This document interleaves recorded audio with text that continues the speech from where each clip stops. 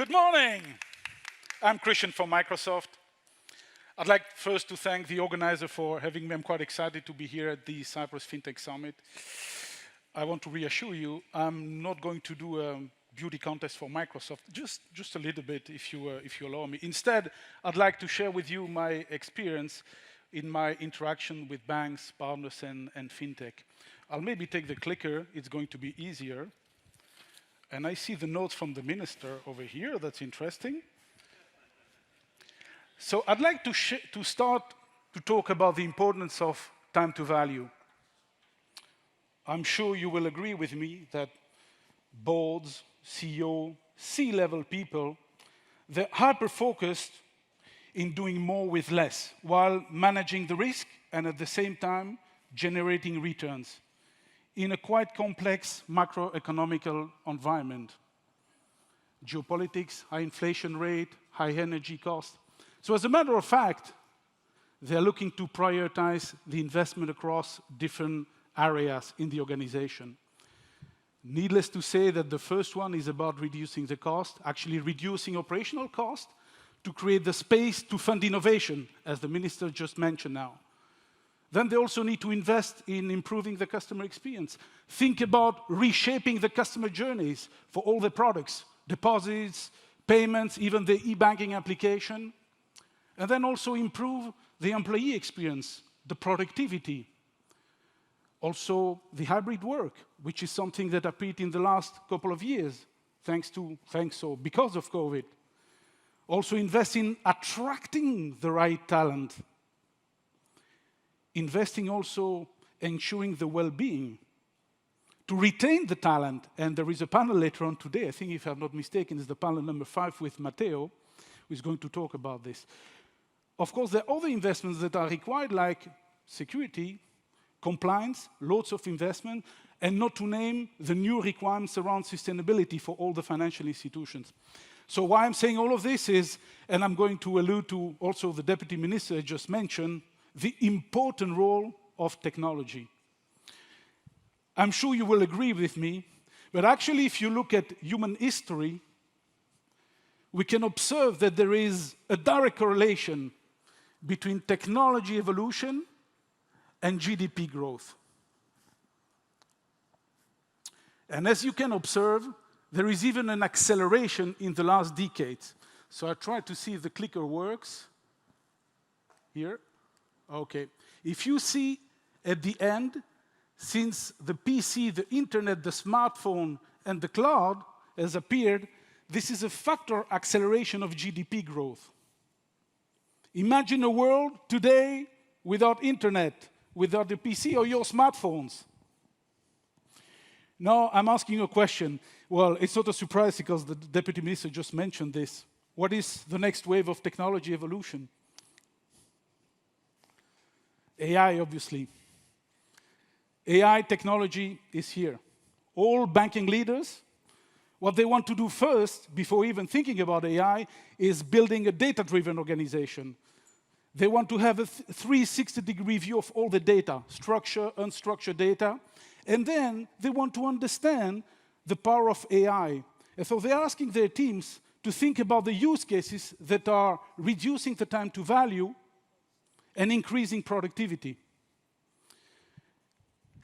Now, it's fantastic, the power of AI, but great capabilities comes with great responsibilities as well.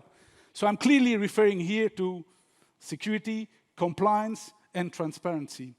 Clearly, at Microsoft, we take this extremely seriously. All our AI platforms are responsible by design when we release it. But what I'm saying here is that all the hyperscalers, they have a responsibility to make sure that we are addressing all the regulatory aspects around data privacy, data confidentiality, the intellectual property, avoid anti-discrimination while the engines are being used. So this is something very important. Now, it was my duty to talk about this responsibility. At the same time, something happened in November last year. What happened last year in November? Explosion of generative AI, tools. Of course, I can talk about OpenAI because Microsoft is very linked to OpenAI. But this is really phenomenal. This is literally a game changer, a tsunami, and the tsunami is not going to stop. I'm going to show you something that maybe you didn't realize, but this is a vertical growth. Never seen in human history before, adoption of a new technology. Look at this. So to reach the bar of 100 million users, if you compare with some other technologies, mobile phone 16 years, and you all have mobile phones over here. Internet 7 years, Facebook 4.5 years, Instagram 2.5 years, TikTok 9 months, ChatGPT 3 months, and it's continuing. This is really fascinating. So this is opening the world to lots of changes, or acceleration of changes and innovation. So, friends, here is in the audience, is it a scoop? Generative AI is going to change all industries. But not in a way that is going to replace all forms of AI. That's not what I'm saying. What I'm saying is that it is going to complement AI in a way that is going to make it easier to access AI for everybody, for people and also for businesses, and accelerate its adoption. So I invite you also to think about yourself in the future. I'm pretty much convinced that you guys, your job is going to be impacted in the future. The way we're organizing this summit is going to change. Maybe you're going to see in one of the next conferences my digital me speaking to you, and I'll be maybe in another place. So this is what we mean by it's going to impact all the industries. And it is our role, the collaboration with all the different stakeholders, to make this change in a controlled manner and managing the risk at the same time. So what I would like to share with you is what Microsoft is doing about this. I will not be too long, I promise. Of course, you all know that Microsoft is investing massively in data platforms, also in AI platforms, AI responsible by design, as I mentioned earlier. But what we also have done, which is quite powerful, and I'm going to show you a cool video in a second, is we have infused AI in all our solution areas. Microsoft 365 with Teams, you will see it in a couple of minutes, Dynamics, the Power Platform, Security Copilot, and I'm also having a cool demo for the developers community. This is going to be a game changer for the developers community. Let me give you a sense, because maybe some of you didn't see what it really means having a Copilot. So I'm going to show you just one example of the PowerPoint Copilot. Let's say you're getting ready for your customer pitch meeting. Everyone has had a moment when they wish they could turn their proposal into a customer-ready presentation without having to start from scratch. Now you can. Using just your own words, Copilot can translate Word into PowerPoint. You can also translate PowerPoint into Word. Now you have a professional-looking presentation that you can hone and polish. Let's say you want to add a slide. Give Copilot some quick instructions. There it goes, ready for you to review. So this slide is too wordy. Let's ask Copilot to make it more visual. Give it a few seconds, and check this out. Copilot can even animate the slide. It gives it a professional design treatment in a single click. But it doesn't stop there. Copilot even generates speaker notes for all your slides. It's not only a time saver, it's helping you be a better presenter. Who has seen this video before? Raise your hand. Well, you see a very little minority. Isn't it cool? Imagine now a fintech doing a pitch to one of their clients. Imagine how we reduce the time to value and increase productivity. This is really, really amazing. So now what I want to share with you is what I see in the way banking adopting generative AI. There is also a panel later on with Panis. I think it's panel number 4 is going to have a deep dive on this session. But that's what we see, how banks are thinking about the adoption of these tools. So first of all, they start with internal use cases for 2 reasons. So first of all, to do experimentation, to learn how to best use the data, to leverage it, to do really experimentations. But the second reason is, let's face it, The results are not perfect yet, so it requires a lot of improvements to make it even more mature. I'm sure it will be addressed in the panel later on today.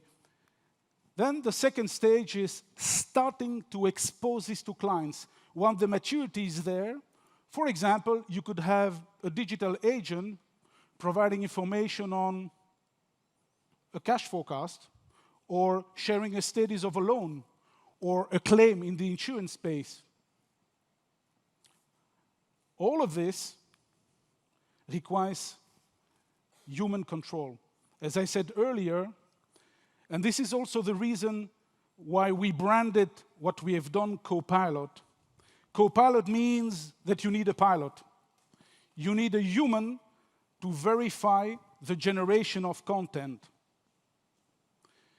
As it is maturing, of course, human can manage multiple agents, as a matter of fact, before moving to the Horizon 3 and think about completely new products, while continuing to manage the risk, because there will also be risk, and we need to meet the regulatory requirements as well. So this aspect of having the involvement of a human being is very important and very key in the adoption of this kind of technologies. Now let me share with you some of the use cases that we see in banking. And you will see I have some videos here. I'll pick some examples to show you concretely what it means. Let's start with the virtual agents. We see a lot of this. This is more Horizon 1 kind of scenarios where you can have agents for their own needs summarizing a conversation with their client, defining the action items that they know exactly what to do, potentially even automate some of their actions, without necessarily exposing this to their clients. Then the contact center inside, you could think about scenarios where all the interactions with clients are being recorded, analyzed, and try to have sentiment analysis to define how the agent is performing and how he can improve going forward. Know your product in banks, especially in the wealth management space or the financial advisory space, is quite key. Some of the products are quite complex, covering multiple asset classes investment, so you can not really expect for somebody knowing all the product inside out. So this is a fantastic opportunity to leverage these capabilities to give this at the availability of the advisors. Empowering the advisor goes even a step further, actually, when these advisors engaging to the clients, giving even advisory directly to the clients. And then I'll show you a video that combines both worlds, knowing your products and also empowering the advisors. Some fraud detection scenarios that we could see, I see it in the Horizon 3. Think about scenarios where a bank is recording some conversation with clients, analyzing this and detecting potentially fraud or AML scenario.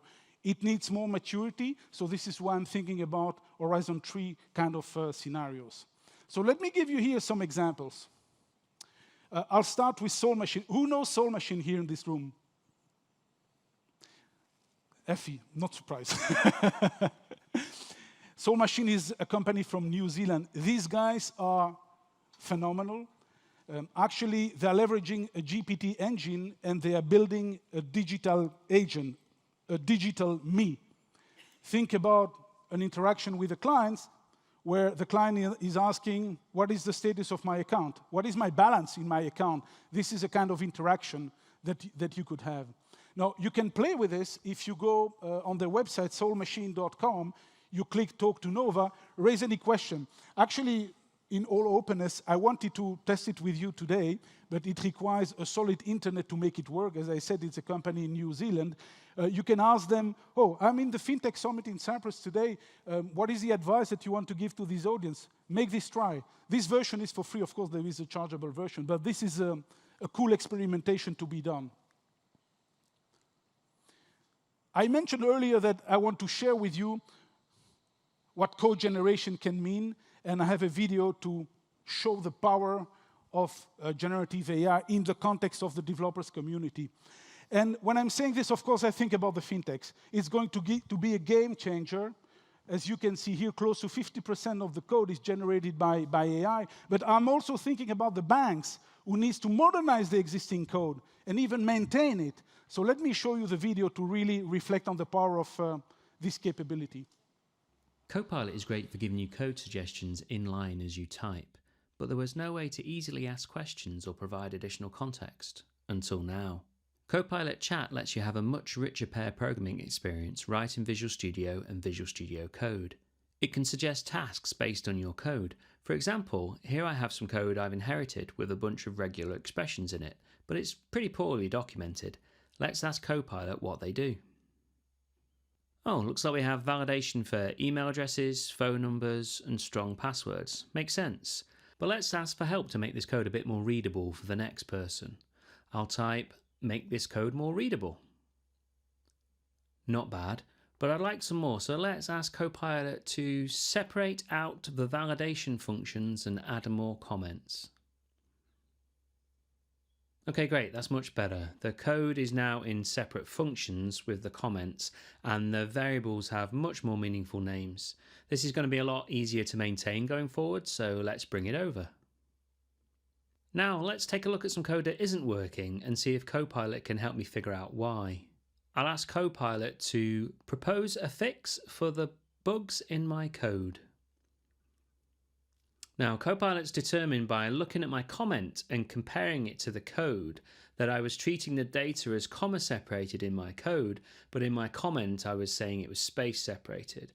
It's also noticed from the comment that I was returning the values in a different order, and it's adding some error checking for me that it typically sees with this type of code. Okay, so let's bring this code over and run it. And yep, that works. Brilliant. While we're here, let's ask Copilot to create us some unit tests so we don't accidentally break this code again. Perfect. Copilot's analysing the code paths we take in our code and using the context from the comment to generate a set of unit tests for the branches of logic it sees.